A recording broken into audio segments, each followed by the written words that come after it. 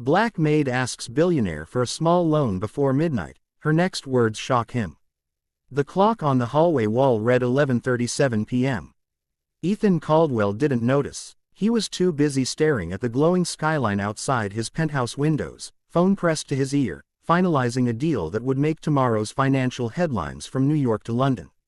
"Move the shares before opening bell," he said coolly. "If they hesitate, we walk." He ended the call and loosened his tie. Another acquisition secured, another company absorbed into the Caldwell Group empire. Behind him, soft footsteps crossed the marble floor. "Mr. Caldwell." Her voice was gentle but steady. Ethan turned slightly. "It's late, Naomi. You can head out." Naomi stood near the kitchen island, hands folded in front of her apron. She had worked in his home for 3 years, quiet, efficient, almost invisible unless something needed polishing or preparing.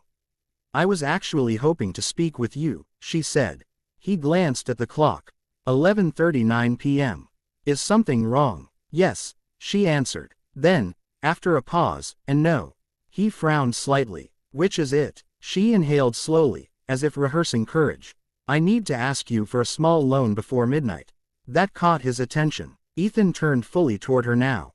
"A loan?" "Yes, sir." He studied her. Naomi was in her early 30s, always composed. Never late. Never asked for advances. Never shared personal details beyond polite responses. "How small?" he asked. $5,000. For Ethan Caldwell, $5,000 was what he tipped a sommelier on a good night. For Naomi, it was likely everything. "And why before midnight?" he asked. Her eyes flicked to the clock. 11:41. "Because at midnight, the opportunity disappears." Ethan's expression hardened slightly. "What opportunity?" She hesitated. "My son's school." He crossed his arms. "I already pay you well. You've never mentioned financial trouble." "I'm not in trouble," she said quickly.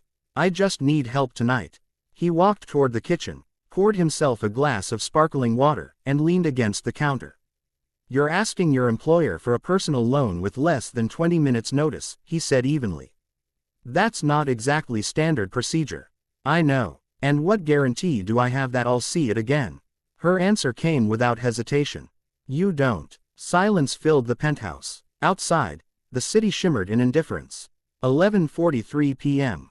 Ethan had built his fortune on calculated risk. Data, guarantees, contracts. Naomi was offering none. He set the glass down. "Start talking." Naomi swallowed gently. "My son, Isaiah, is 10, she began. He's been accepted into a science magnet program." Ethan nodded once, unimpressed but listening. "It's not private," she continued. "It's public. But they require a materials deposit by midnight to hold his seat. I've been saving for months." "What happened?" She didn't look ashamed. "Just tired. The landlord raised rent unexpectedly. I covered it. I thought I'd make up the difference this week, but my second job cut hours."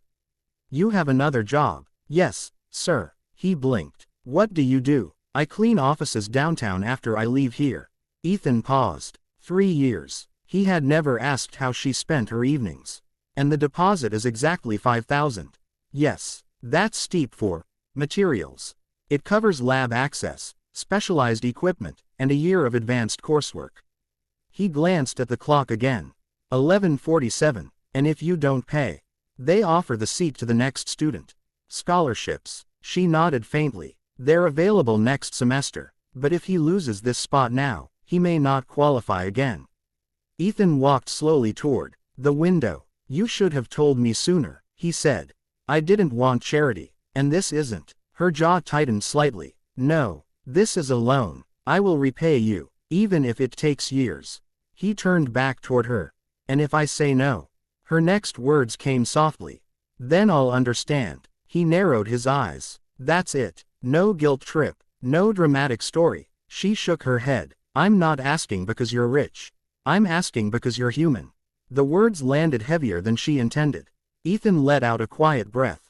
"Human," he repeated. He checked his watch. 11:49. "You realize," he said, "I sign deals worth millions without blinking.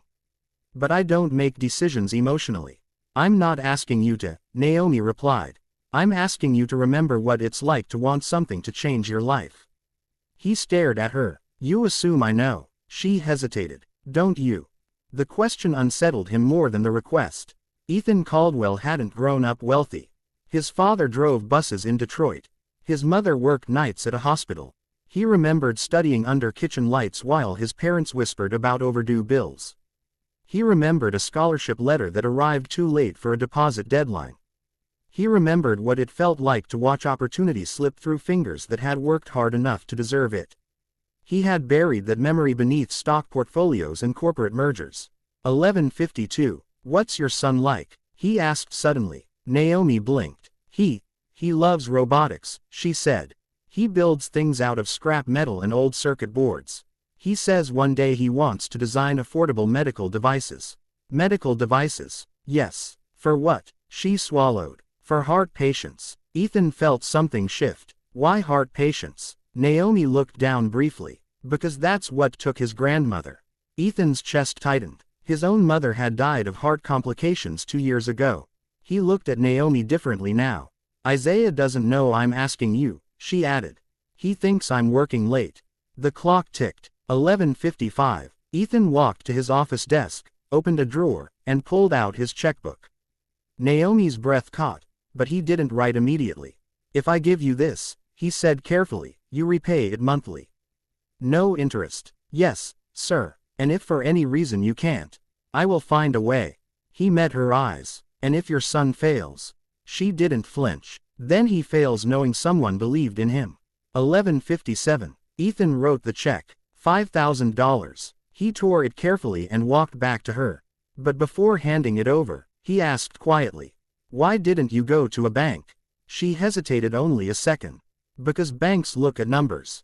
And I don't. Her next words were steady, unexpected, and they stopped him cold. You do, she said.